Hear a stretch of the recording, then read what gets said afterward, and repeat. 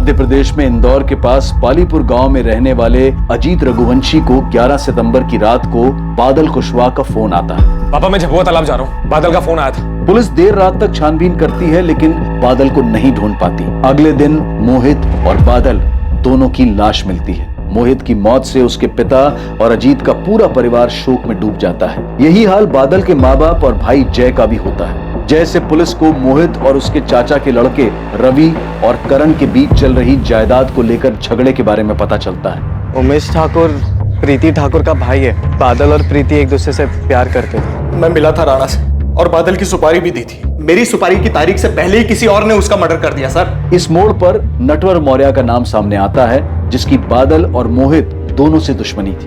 बादल के साथ हुए एक झगड़े में नटवर का गलती से हाथ जल गया था और अपने जले हुए हाथ के बदले नटवर ने बादल के खेत की फसल जला दी थी और उसके जवाब में मोहित और बादल ने नटवर को बुरी तरह से पीटा था जिससे उसकी एक टांग बेकार हो गई थी। और फिर सामने आती है सबसे बड़ी खबर कि पेशेवर हत्यारे नंदू जोशी और रघु चंदेल पालीपुर में एक सुपारी निपटाने आए हुए थे और संभव था कि उन दोनों ने ही इन हत्याओं को अंजाम दिया था। शायद इन तीनों की मिलीभगत होगी और उमेश भी इसमें शामिल हो गया होगा क्योंकि रवि करण के वकील ने ही उमेश की बेल करवाई। या फिर इस बात के भी पूरे चांसेस हैं कि इन सब ने मिलकर ये चक्रव्यूह रचा।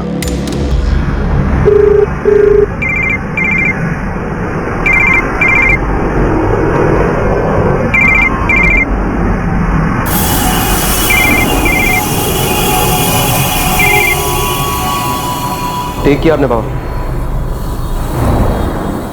पहले बेटा छोड़ गया, अब भाई दूर होता जा रहा है। आप ऐसा क्यों कह रहे हैं भैया? हम हैं ना आपके साथ। भाई साहब रवि और करण तो बच्चे हैं लेकिन प्रकाश भाई को ऐसा नहीं करना चाहिए था। पुलिस ने सिर्फ रवि और करण से नहीं मुझसे और अजीत से भी पूछताछ की। पता नहीं ऐसा कौन सा डर है उन्हें जो पूछताछ में सामने आ जाएगा। आपको याद है भाई साहब कैसे उस दिन मोहित और करण एक दूसरे के आमने सामने थे? अगर तेरी वजह से ये सौदा टूटा ना तुझे बीच से फाड़ के रख दूंगा, बोल रहा हूं।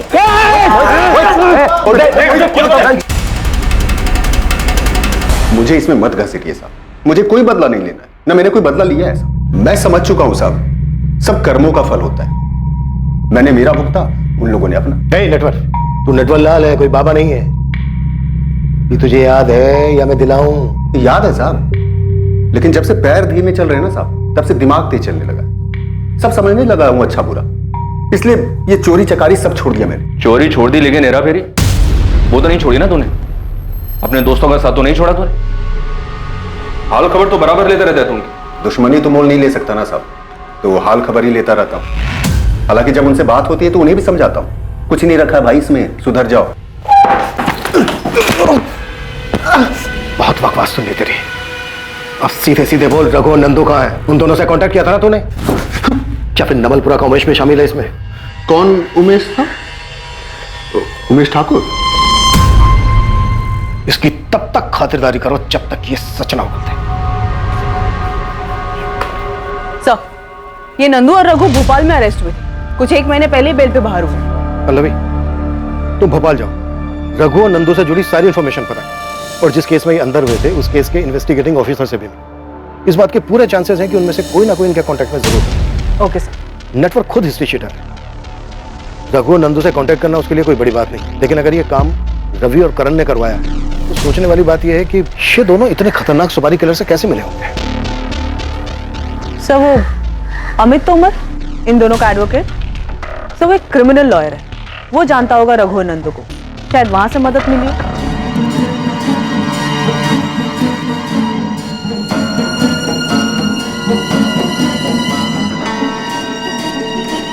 मामा जी चाय। मामा जी आप अभी तक उठे नहीं। मामा जी, मामा जी, मामा जी उठिए। अजीत, माँ जल्दी आइए। मामा जी उठिए।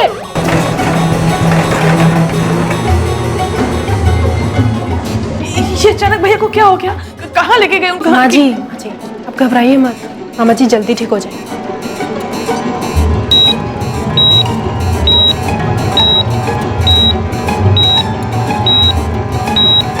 एक तरफ पुलिस सामने आने वाले हर एक एंगल को टटोल रही थी और वहीं दूसरी तरफ बलवंत चौहान अस्पताल में अपनी जिंदगी के लिए लड़ रहे थे। रघुवंशी और चौहान परिवार के लिए घड़ी बहुत मुश्किलों से भरी थी और बादल का परिवार भी कई मुसीबतों से संघर्ष कर रहा था। हम बहुत परेशान हैं गुप्ता जी, अगली किस्त के लिए कुछ तो मोहलत दीजिए। पिछली 4 किस्तें भी बाकी हैं। बादल ने कहा था कि 1 हफ्ते के अंदर सारी किस्तें चुका देगा। लेकिन आपको पता है ना बादल के साथ क्या हुआ? हम अभी भी उस दुख से इसीलिए हम इतने दिन रुके रहे, लेकिन अब और नहीं रुक सकते। पिछली बार भी जब आपके खेत में आग लगी थी तब हमने सब्र किया था ना। अब आपकी मुसीबत देखने जाऊंगा ना तो मैं खुद मुसीबत में आ जाऊंगा। गुप्ता जी मैं आपके पैर छूता हूं। देखिए विनायक जी प्लीज, इन सब से कोई फायदा नहीं है। मेरे हाथ से चीजें निकल चुकी हैं। मुझे खेत से ट्रैक्टर ले जाना है, प्लीज चाबी दीजिए। दीजिए प्लीज। दे दे बेटा, दे दे।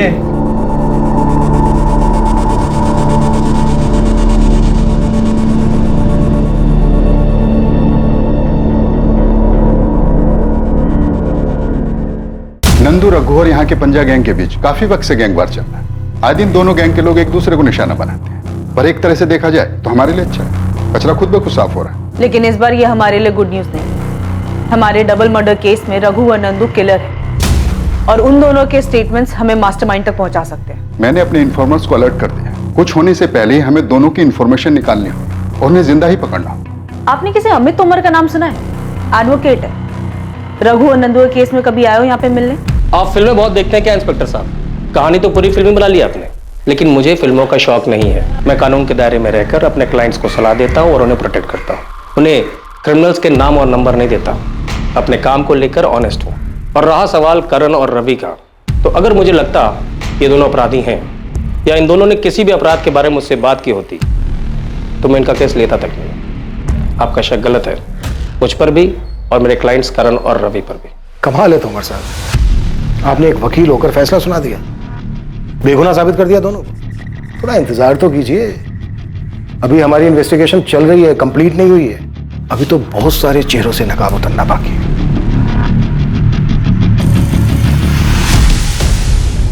सुपारी किलर्स? हाँ, नंदू और रघु ये दोनों मध्य प्रदेश के कुख्यात किलर्स हैं। बादल और मोहित को मारने के लिए इन दोनों को हायर किया गया था। 10 से 12 सितंबर के बीच ये दोनों यहीं पालीपुर की एक लॉज में रुके थे। पर सर मेरा भाई बहुत ही सीधा लड़का था, उसने किसी का क्या बिगाड़ा था जो कोई इतने खतरनाक लोगों को उसे मारने के लिए भेजेगा? बस करो अजीत, मोहित कोई बच्चा नहीं था और उसी ने बादल को बिगाड़ा था। और सिर्फ बादल ऐसा था ही नहीं कि वो किसी शादीशुदा लड़की को लॉज में मिलने बुलाए। मोहित ही उसको बहकाते रहता था, प्यार के किस्से सुना कर उसका दिमाग खराब करता रहता था ताकि वो प्रीति से मिलता रहे। और अब पता चल रहा है कि मोहित की किसी से दुश्मनी थी जिसकी वजह से मेरा भाई मारा गया। जैब तू चुप हो जा, मेरा मुंह मत खुलवा। तेरा भाई भी कोई दूध का धुला नहीं था। नेटवर्क की टांग किसने तोड़ी थी? और मेरे भाई को भड़काया किसने था नेटवर्क की टांग तोड़ने के लिए? तुम्हारे भाई मोहित ने। मार साले को, छोड़ना मत। ओ साहब, कब तक यूं ही बैठा के रखोगे?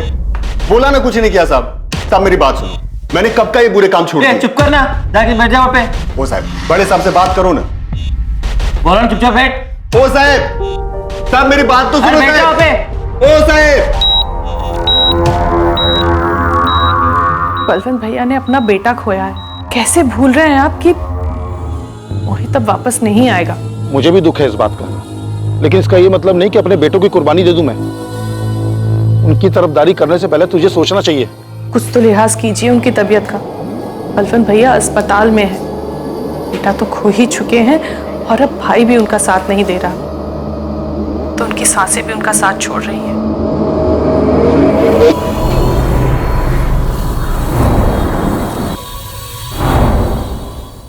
नंदू और रघु के भी दर्शन होंगे चाचा?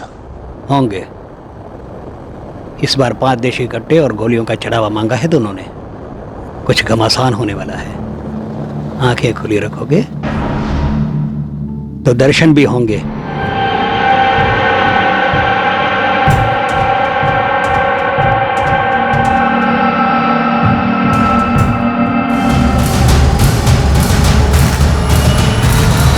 रवि, करण, उमेश और दीपक सब पर वॉच रखे हुए हैं सर। और सर हमने इन चारों के कॉल रिकॉर्ड्स भी बारीकी से स्कैन किए, लेकिन हमें कोई भी ऐसा सस्पिशियस नंबर नहीं मिला जो कि रघु, नंदू या फिर हमारे डेटा में मौजूद किसी सुपारी किलर का हो। और नटवर भी अपनी बात पे अड़ा है। सर, कांस्टेबल गिरधर को भी नटवर और उसके पुराने कॉन्टैक्ट्स की खबर निकालने के लिए काम पर लगा दिया। ये रहा मेरा इक्का। तू तो गया। ये मेरा बात, ये पंच।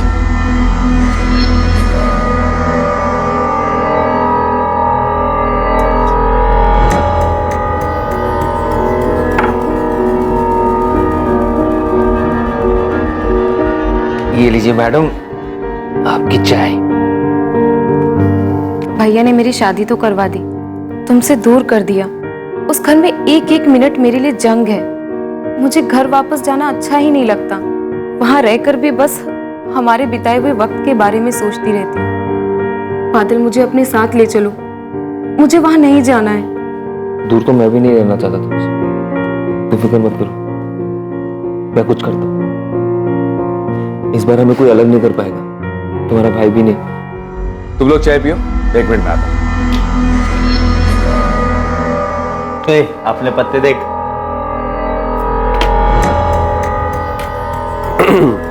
भाभी, सुना है आप और बादल अच्छे दोस्त हैं, और ये भी सुना है कि दोस्ती काफी पुरानी थी। अरे घबराइए मत, मुझे को नहीं पता, हम बताएंगे भी नहीं, बेफिक्र रहिए आप। डॉक्टर ने कहा है कि आपको बहुत जल्दी डिस्चार्ज कर देंगे। भैया कैसे हैं आप? भैया मुझे माफ कर दीजिए भैया, वो कोठी जायदाद मुझे कुछ नहीं चाहिए, बस आप जल्दी से अच्छे हो जाइए और घर आ जाइए। मामा जी, आपको भले ही नहीं चाहिए, पर रवि और करण, उनका क्या?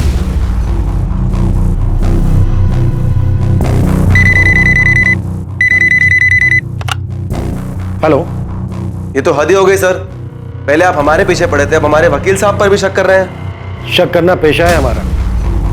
सच निकालने के लिए पहले हम शक करते हैं, फिर समझाते हैं, और अगर कोई नहीं समझे ना तो तभी से कुटाई करते हैं। अक्यूज बच नहीं सकता हमसे, चाहे वो कितने भी दूर छुपा। सर कहीं ऐसा ना हो कि अक्यूज्ड आपके सामने ही बैठा हो और आप दूर ही देखते रह जाएं।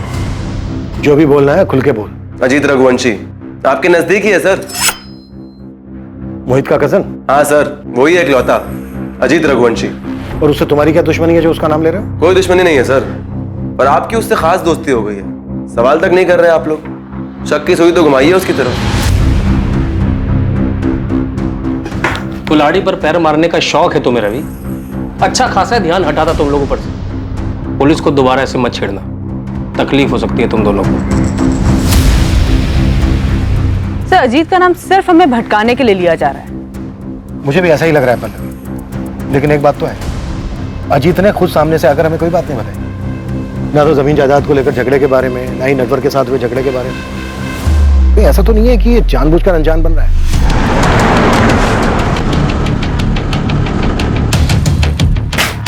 नंदू उठ, खबर मिली ससुराल वाले आ रहे हैं, जल्दी चल। तुम बाहर से घेरा डालो, हम लोग अंदर जाते हैं।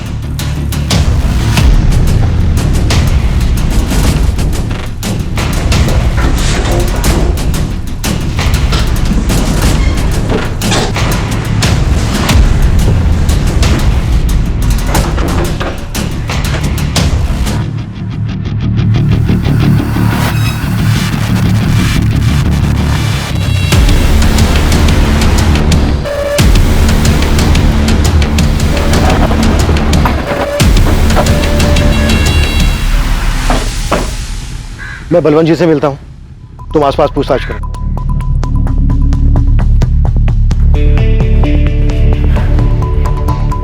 क्या बात है, आप परेशान क्यों हैं? पुलिस आई है, बलवंत भाई साहब से अकेले में पूछना है उन्हें, हमारे सामने नहीं। पर ऐसी कौन सी बात है जो वो हमारे सामने नहीं कर सकते?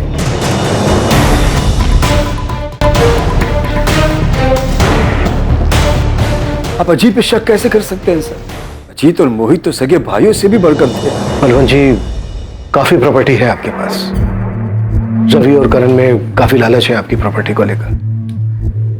क्या अजीत के मन में ऐसा कुछ नहीं है? मोहित ने जायदाद को लेकर अजीत के बारे में कभी आपसे कुछ कहा? कभी कोई झगड़ा हुआ हो मोहित और अजीत के बीच? आप कुछ बता सकते हैं? मनहूस है ये जायदाद, और आप मेहरबानी करके अजीत को रवि और करण से मत आकी। अजीत बड़ा ही सीधा साधा और पारिवारिक लड़का है। मेरी बहन और बहनों ने उसे खुददार बनना सिखाया है।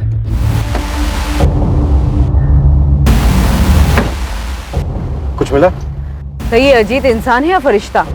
लोग भगवान में भी बुराई ढूंढ लेते हैं, लेकिन इस अजीत की कोई बुराई नहीं कर रहा है। लेकिन फिर भी मैंने गिरधर को बोला है अजीत की दुकान के आसपास बात करने के लिए।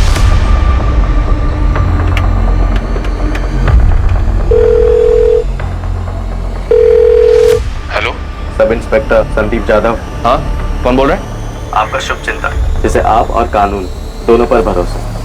मेरे पास एक इंफॉर्मेशन है, मोहित चौहान के केस में आपके काम आएगी। कॉलोनी ने कुछ नाम बताया अपना? शुभचिंतक और कानून पर भरोसा रखने वाला। मोहित और शिखा के बीच तलाशी है, उनके बीच में एक ऐसा रिश्ता है जो दुनिया से छुपा हुआ है। तुम्हें कैसे पता? कोई सबूत है तुम्हारे पास? मैंने कहा ना, मुझे आप पे भरोसा है, आप खुद ही ढूंढ लेंगे।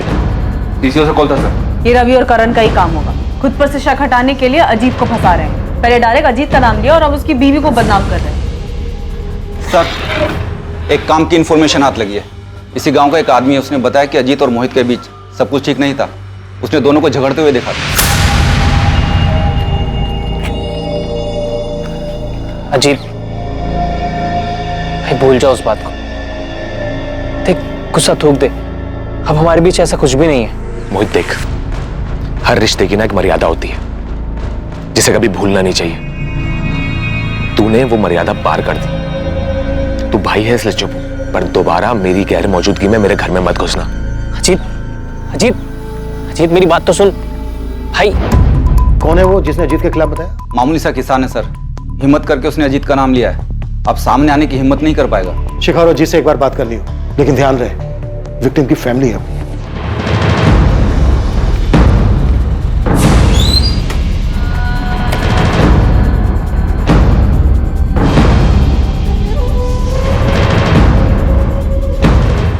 सर, आप लोग शिखा को ऐसे कैसे उठा के ले आए? सच जानने, और वो हम जान चुके हैं जो अब तक तुमने हमसे छुपाया। सच तो हम जान चुके हैं शिखा, बस तुम्हारे मुंह से सुनना है। बताओ। माँ, माँ, माँ, माँ किधर है? पिताजी के साथ मंदिर गई। और अजीत, वो तो दुकान पर होगा ना? मतलब घर पर कोई नहीं है? नहीं, मैं अकेली। बाल काफी लंबे हैं तुम्हारे। जब भी छत पर बाल सुखाती हो, कसम से मेरी नजर ही नहीं हटती तुम पर से। मोहित, भोली मत बनो। देखा है मैंने, हमेशा मेरी वर्जिश के वक्त ही तुम बाल सुखाने आती हो। छुप छुप कर देखती हो मुझे। मुझे अच्छे से पता है तुम्हें क्या चाहिए। और अगर मेरा छूना तुम्हें इतना ही बुरा लग रहा है तो ठीक है, तुम जा सकते हो।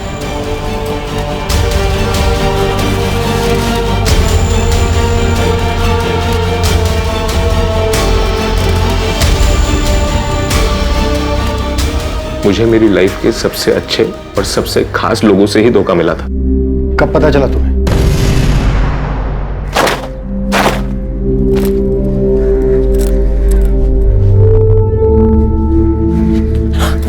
अरे मोहित, क्या कर रहे हो? अभी तो 10 मिनट ही हुए, सबको गए हुए। और वैसे भी आज शाम तक कोई नहीं आने वाला है।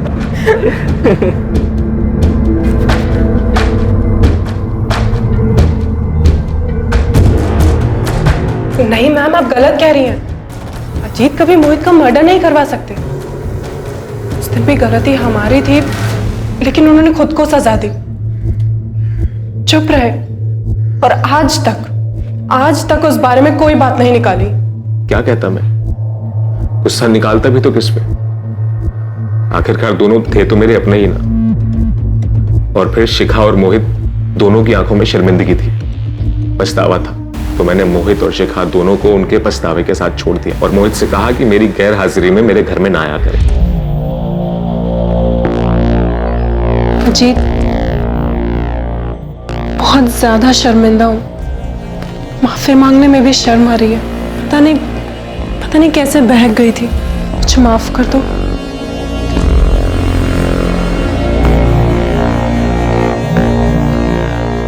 दोनों को माफ कर चुका था मैं। माफ कर दिया था या फिर किस्सा जड़ से खत्म करने का मौका देख रहे थे? आपको लगता है कि मेरे भाई को मैंने मारा है तो चढ़ा दीजिए सूली पे, लेकिन जिन बातों को मैं भूल चुका हूं ना उन्हें याद करूंगा और ना इस बारे में कोई सफाई पेश करूंगा।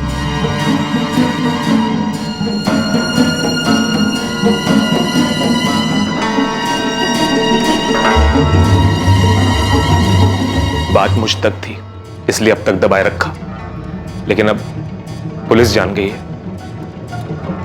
तो आप लोगों को किसी और से पता चले, इससे बेहतर है कि मैं ही।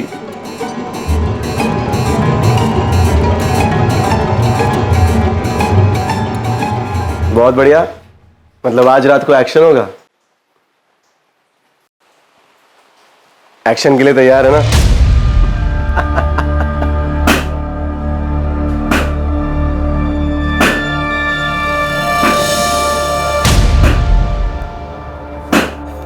सारी बंदूकें तो जब्त हो गई, अब कैसे लड़ेंगे पंजा गैंग से?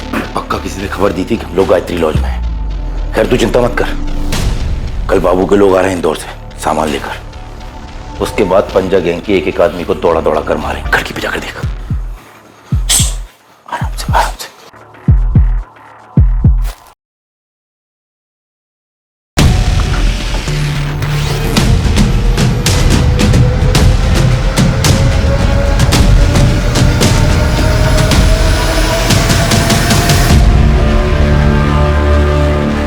क्या नंदू मारा गया? किसने मारा सर? और रघु कहाँ है?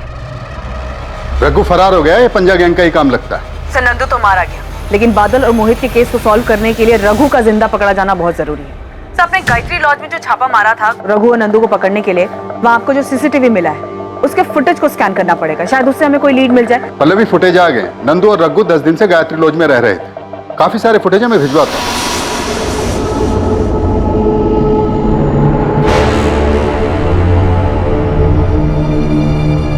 लेकिन इस गैंग वॉर के बीच रघु के जिंदा हाथ आने की उम्मीद ना के बराबर थी। फिर जिनको सुपारी मिली थी उनमें से एक बंदा मारा गया। अब हमारे पास ये सिर्फ रघु ही आखिरी उम्मीद है। इससे पहले कि रघु को कुछ, हमें किसी भी हालत में उस तक पहुंचना। केस के खुलासे के लिए रघु का जिंदा हाथ लगना पुलिस के लिए बहुत जरूरी हो गया। सुराग की तलाश में पुलिस ने लॉज से मिले सीसीटीवी फुटेज को खंगालना शुरू कर दिया था और साथ ही उस अज्ञात कॉलर की खोजबीन भी जारी थी जिसने मोहित और शिखा के अफेयर के बारे में बताया।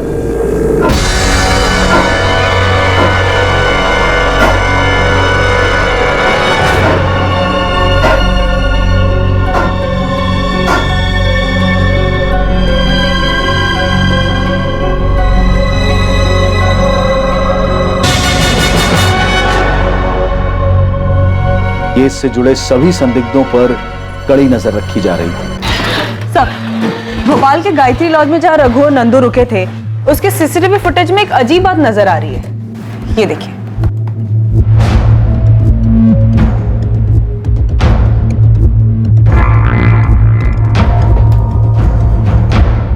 ये तो बादल है, ये अपने कलर से मिल रहा है। शायद बादल ने सुपारी दी। तो फिर खुद बादल क्यों मारा गया? और ये बादल रघु को कैसे जानता था? खतरनाक कातिल से मतलब बादल क्यों मिलेगा? यही सच है विनायक जी, बादल मिला था उससे। ये सब मोहित का ही किया धरा है। मोहित की बातें सुन सुन के आज बादल की ये हालत हुई है। अरे यार कितना टाइम लगाता है, कब से वेट कर रहा हूँ। तो वो मेरे जूते नहीं मिल रहे थे। चल चल। बादल रात में मोहित के घर जाता है, उसे पिक करता है, दोनों साथ में शराब खरीदते हैं और उसके बाद जबुआ तालाब जाते हैं जहां पर पहले से ही रघु और नंदू मोहित का इंतजार कर रहे थे। बादल को यूज किया गया होगा मोहित को झबुआ तालाब लाने के लिए, या फिर शायद बादल भी इस प्लान में शामिल थे। दोनों तालाब पहुंचते हैं और वहां जाने के बाद मोहित को मार दिया जाता है।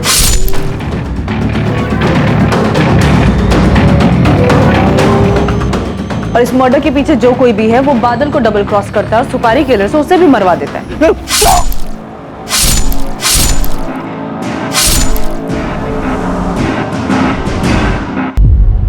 मास्टरमाइंड को बादल की जरूरत थी। मास्टरमाइंड ये बात अच्छी तरह से जानता था कि मोहित उसके कहने पर वहां नहीं आएगा। सर मुझे ऐसा लग रहा है कि इन मर्डर्स के मास्टरमाइंड ये रवि और करण है। इन दोनों को बादल की जरूरत इसलिए पड़ी क्योंकि मोहित इन दोनों के कहने पे वहां कभी नहीं आता। तो आप बोल रहे हैं कि हमने बादल को पैसों का लालच दिया और पैसों के लिए उसने मोहित को मरवा दिया, फिर हमने बादल को मरवा दिया। आप बोल क्या रहे हैं सर? वो दोनों बचपन के दोस्त थे। अगर बादल को ऐसा कुछ भी पता होता ना तो सीधा जाके मोहित को बताते। और कोई क्यों मदद लेगा मोहित को मरवाने के लिए बादल की? और बादल क्यों तैयार हो जाता? आप बताइए। बादल के पिता पर काफी कर्जा था, ये बात तुम लोग जानते थे। आप जानते हैं आपके बताने के बाद? इंस्पेक्टर तोमर आ रहे हैं। मेरे बेटे आपके किसी सवाल का जवाब नहीं देंगे जब तक वकील नहीं आ जाता। तो बुला लीजिए, क्योंकि कोर्ट में वकील की भी जरूरत पड़ेगी। यहाँ पर हमें जो पूछना था वो हमने पूछ लिया। अब आगे की पूछताछ लॉकअप में होगी, वो भी डंडे के साथ।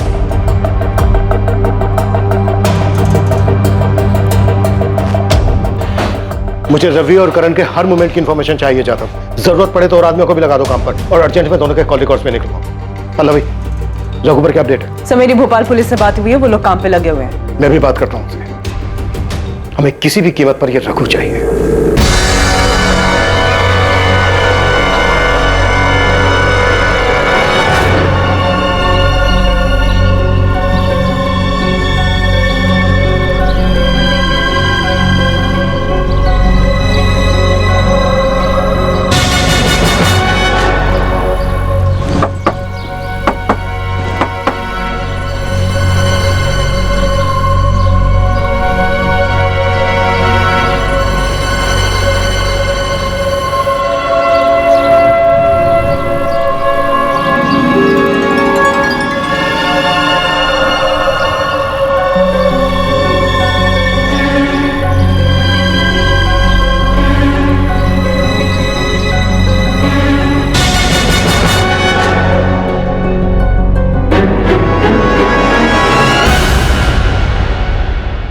सर, वो अननोन कॉलर शुभचिंतक, उसने को नई इंफॉर्मेशन दी है। उसके मुताबिक मोहित का बादल की गर्लफ्रेंड प्रीति से भी अफेयर था।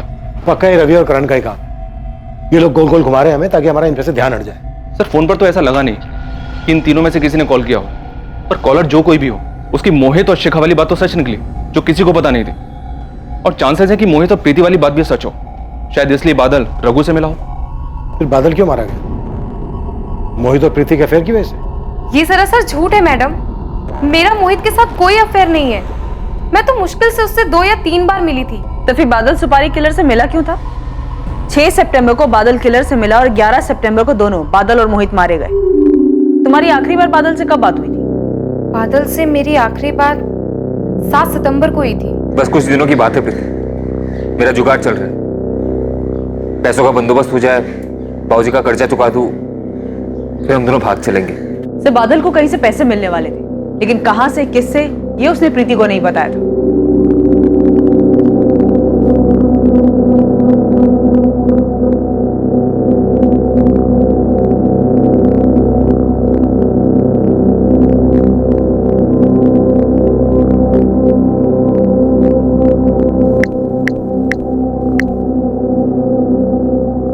भाई साहब, नटवर बोल रहा हूँ। हाँ बोलो।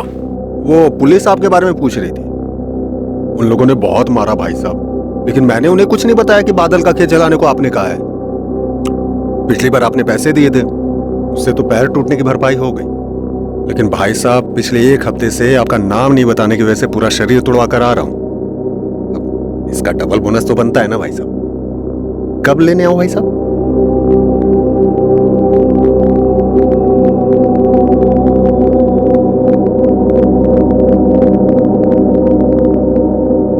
पुलिस अंधेरे में चारों दिशाओं में हाथ पैर मार रही थी, लेकिन कहीं से भी उम्मीद की कोई किरण नजर नहीं आ रही थी। इस केस का सारा दारोमदार एक ऐसे शख्स के बयान पर टिक गया था जो खुद एक पेशेवर अपराधी था, रघु चंदेल। और आखिरकार पुलिस की कोशिशें कामयाब हुई और रघु पुलिस के शिकंजे में आ गया।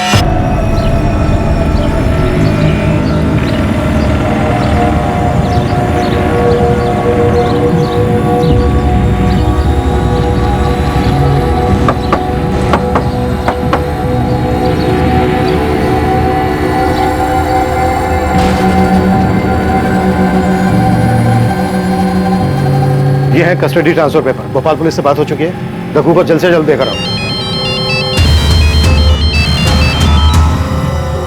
हाँ तोमर साहब बोलिए। आपसे कुछ बात करनी थी, कब मिल सकते हैं? हाँ गिरधर बोलो। नाम क्या उस अज्ञात कॉलर का?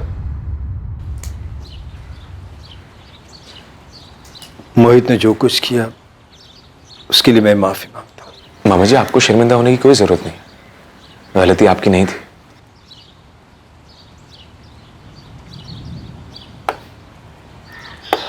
ये लो बेटा। मामा जी, आपने सब कुछ सोच समझ लिया है ना? सब कुछ सिर्फ मोहित को देना ठीक रहेगा? बेटा, मैं तो चाहता हूं कि रवि और करण को भी कुछ दो, और मोहित को बुरा लगेगा। तेरे जैसा बड़े दिल वाला नहीं है। अजीत, मैं अपनी वसीयत बदलना चाहता हूं। ये है एडवोकेट नवीन शुक्ला, मिस्टर बलवंत चौहान के लॉयर। कुछ सेंसिटिव पता चला तो मैं इनको आपके पास ले आया। देखिए, मैं आपको सब कुछ नहीं बता सकता, क्लाइंट की प्राइवेसी का ख्याल करना होता है। ये मर्डर केस है, इसलिए बता रहा हूँ। बलवंत चौहान ने अपनी वसीयत तैयार करके रखी थी, जिसमें उन्होंने सब कुछ अपने बेटे मोहित के नाम किया था। दूसरा कोई हिस्सेदार नहीं था, लेकिन उस वसीयत में एक ऐसी कंडीशन है, एक ऐसा क्लॉज है जो आमतौर पर कोई नहीं रखवाता। कैसी कंडीशन, कैसा clause? I am sorry officer, वसीयत की बात है, वो तो आपको बलवंत चौहान से ही पूछना होगा। इंस्पेक्टर, ये लीजिए, ये वसीयत के कागजात है। साफ साफ लिखा है इसमें, सब कुछ मोहित के नाम। वसीयत में तो आपने सब कुछ मोहित के नाम ही लिखवा रखा है। ये क्या बलवंत जी, ये कैसी शर्त है? कैसी शर्त? क्या लिखा है इसमें? पढ़िए। अगर मोहित को कुछ हो जाए तो उसकी मौत के बाद मेरा सब कुछ मेरे बहन के पति कैलाश रघुवंशी के नाम कर दिया जाए। बलवंत जी, ये पेपर आपने खुद तैयार करवाए थे या फिर किसी को कहा था पेपर तैयार करवाने के लिए?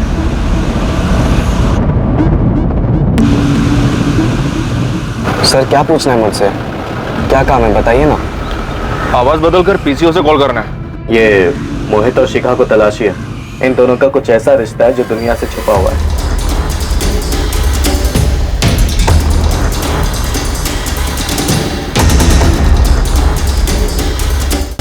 सर, मैंने वो कॉल सिर्फ मोहित को बदनाम करने के लिए किया था।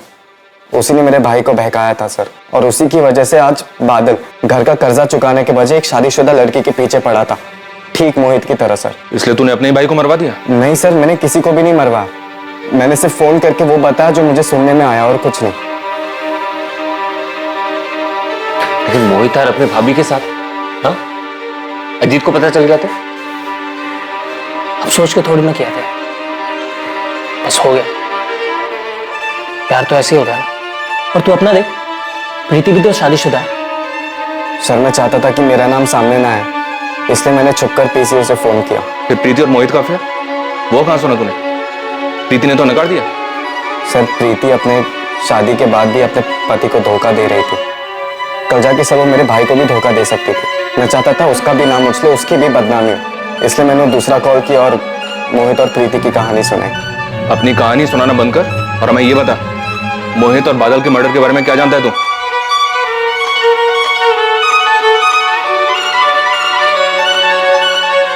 सर, वो अज्ञात कॉलर बादल का भाई जय था। जय कह रहा है कि उसने सिर्फ मोहित और प्रीति को बदनाम करने के लिए सब किया। और सर, पल्लवी रघु को लेकर आ रही है, उससे तो सब पता चल जाएगा। लेकिन सामने से कोई कुछ नहीं बोल रहा। अब ये रघु ही बताएगा कि कौन किसके साथ क्या करना चाहता है।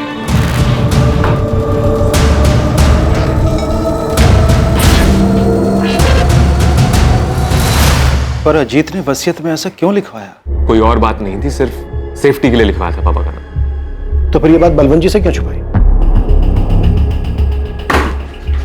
क्योंकि तूने कभी माफ नहीं कर पाया। तू अच्छी तरह से जानता था कि शिखा तुझसे ज्यादा मोहित को पसंद करती थी, और तू देखने के अलावा और कुछ नहीं कर सकता था। कोई पछतावा नहीं था उन दोनों को? हाँ, नहीं माफ कर पाया उन्हें मैं। कैसे माफ करता? मेरे मना करने के बाद भी मिलते थे, बार बार मिलते थे। कैसे बर्दाश्त करता? मेरा भाई, मेरी बीवी मेरे ही पीठ में बार बार खंजर घोंप रहे थे, और रही कहीं कसर इस बलवंत मामा ने पूरी कर दी। मुंह से बेटा बेटा बोलते थे, दिल से कभी माना ही नहीं बेटा। तो मैं तो चाहता हूं कि रवि और करण को भी कुछ दो, और मोहित को बुरा लगेगा। मामा जी ने सब कुछ मोहित को दे दिया, मेरा जिक्र तक नहीं किया। और वही बेटा मेरी ही बीवी के साथ, सबने मुझे समझ क्या रखा है? सारी कुर्बानियां मैं ही दूं? मेरी मां ने मेरे हिस्से का आधा प्यार मोहित को दे दिया, उसका कोई बोल नहीं। मैंने हमेशा उसे छोटे भाई की तरह संभाला, उसका कुछ नहीं। मोहित को कैसे मारा और बादल रघु तक कैसे पहुंचा? हाँ गुप्ता जी, आपको सारी किस्त मिल जाएगी। अब मुझे कुछ और वक्त चाहिए। हाँ, वो क्या है ना, कुछ महीने पहले मेरा खेत जल गया था, तो इसलिए। हाँ, मैं करता हूँ। हाँ, मैं जल्द से जल्द करता हूँ। हाँ। क्या हुआ? नहीं माने बैंक वाले? नहीं यार, 5 लाख का कर्जा है ना? हाँ। इतना तो मोहित से मांग सकता है। नहीं नहीं, दोस्ती के बीच में पैसा नहीं लाना मुझे। तो मैं एक जुगाड़ बताऊं? 5 लाख कमाने का। कैसा जुगाड़? कल मिल मुझसे। कहाँ? झबुआ तालाब के पास। बोल अब, क्या जुगाड़ है? मोहित को जान से मारना है, सब मैं करूंगा, तू बस मेरा साथ दे। क्या बकवास कर रहा है? हाँ? मजाक कर रहा है ना तू? नाटक मत कर। तू अच्छे से जानता है कि मोहित शिखा के साथ क्या कर रहा है। जानता हूं, और ये मानता भी हो कि गलत है। मैंने उसे समझाने की कोशिश की। वो नहीं समझने वाला। देख, मेरे पास सिर्फ एक ही रास्ता है। मोहित के मरने के बाद बलवंत मामा की सारी जायदाद देनी है। तू बस मेरा साथ दे, मैं तेरा 5 लाख का कर्जा भी उतरवा दूंगा। सोच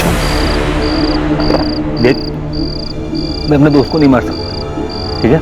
और तू भी ये सब मत सोच, नशे में है तू। डर मत, हम लोग नहीं मारेंगे, पेशेवर खूनी आएंगे उसे मारने के। तू बस मोहित को यहां ले आ, करेगा मेरा काम? नहीं, मैं ये नहीं कर सकता। अपने दोस्त को मैं धोखा नहीं दे सकता, ठीक है? शुरू में बादल ने मना कर दिया, लेकिन मैं जानता था कि इस दोस्ती को सिर्फ गरीबी ही तोड़ सकती है। मुझे पता था कि बादल सर से लेकर पांव तक कर्जे में डूबा हुआ। उस बारे में बात भी मत करना चाहिए। मैं अपने दोस्त को धोखा नहीं दे सकता। देख, मुझे तो मेरे भाई, पत्नी, सबने धोखा दिया, तो दोस्त क्या चीज है? और कल को अगर तेरा बाप कर्जे में मर गया तो अचार डालेगा दोस्ती का? मोहित सिर्फ अपना फायदा देखता है, तू अपना फायदा देख। चल, 7 लाख दूंगा तुझे। बोल। देख, अब तू सोचने लगा। चल, तेरे लिए 8 लाख। कर्जा चुकाने के बाद भी 3 लाख बचेंगे तेरे पास। सोच के बताना।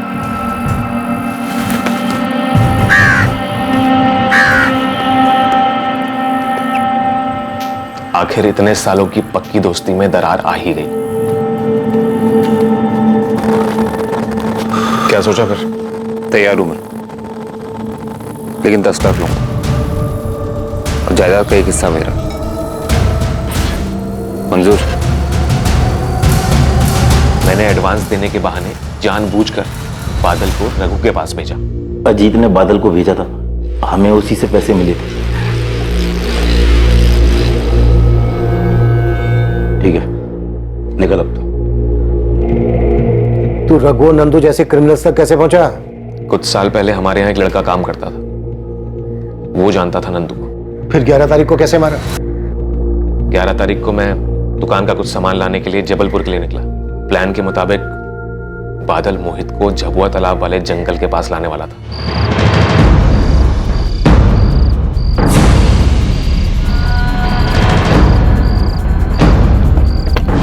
बादल, ये कौन सी जगह है? चल तो सही।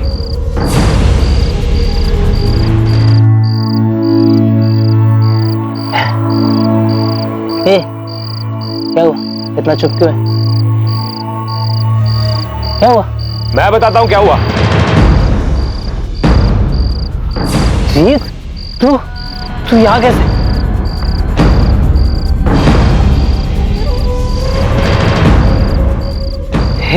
हे अजीत, क्या है ये सब? भाई हूं मैं तेरा। और शिखा तेरी भाभी है। समझाया था तुझे, हर रिश्ते की एक मर्यादा होती है, उसे पार नहीं करना चाहिए। तुझे ऐसा नहीं करना चाहिए, और मेरे साथ तो बिल्कुल भी नहीं। बादल, समझाना इसे, कुछ भी बोल रहा है। हे भाई अजीत, कसम से ऐसा फिर से कभी नहीं होगा। बादल, बोलना इसको कुछ भी। बादल, बादल, बादल।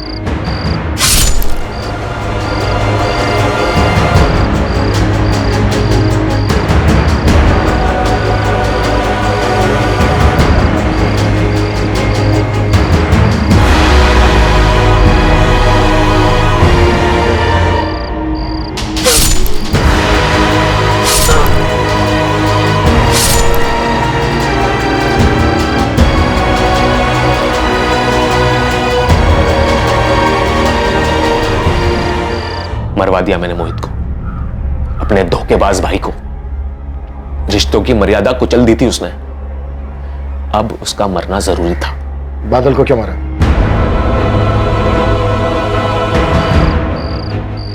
मोहित उठना, मोहित, मोहित, ये क्या कर डाला हमने?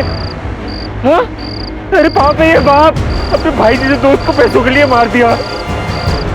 कुछ बोल दूंगा, मुझे नहीं चाहिए पैसे, मैं अपना गुनाह कबूल कर लूंगा। मोहित उठना, मोहित, मोहित,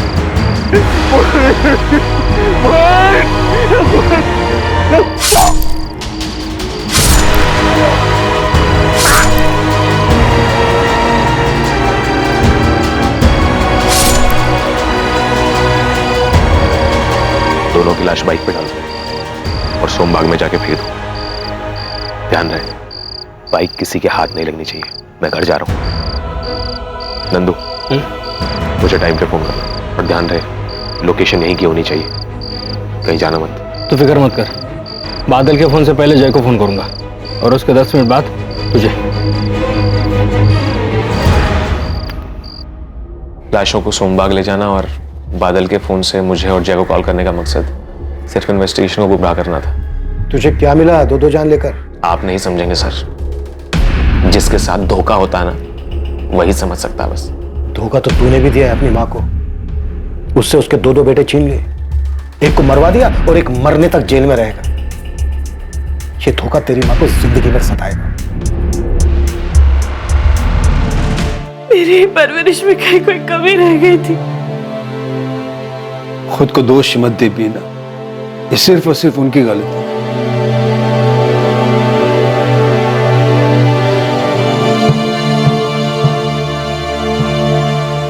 उमेश देख, प्रीति तो कुछ बता नहीं रही है। तू जानता है तो सच बता, क्या प्रीति का उस लड़के से अफेयर था?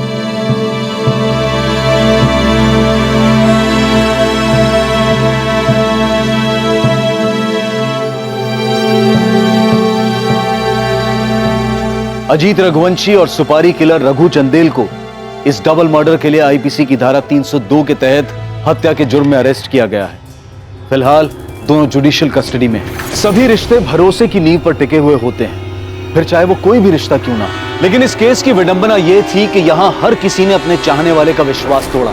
मोहित ने अजीत की पत्नी शिखा के साथ अफेयर कर विश्वासघात किया। अजीत के गुस्से और दुख को समझा जा सकता है, लेकिन उसने षड्यंत्र रचकर अपने ही ममेरे भाई की हत्या करवाई, जिसे किसी भी एंगल से जायज नहीं ठहराया जा सकता। उसके पास अपनी पत्नी शिखा और ममेरे भाई मोहित से अलग होने और रिश्ते को खत्म करने का विकल्प था, लेकिन अजीत लालची बन गया।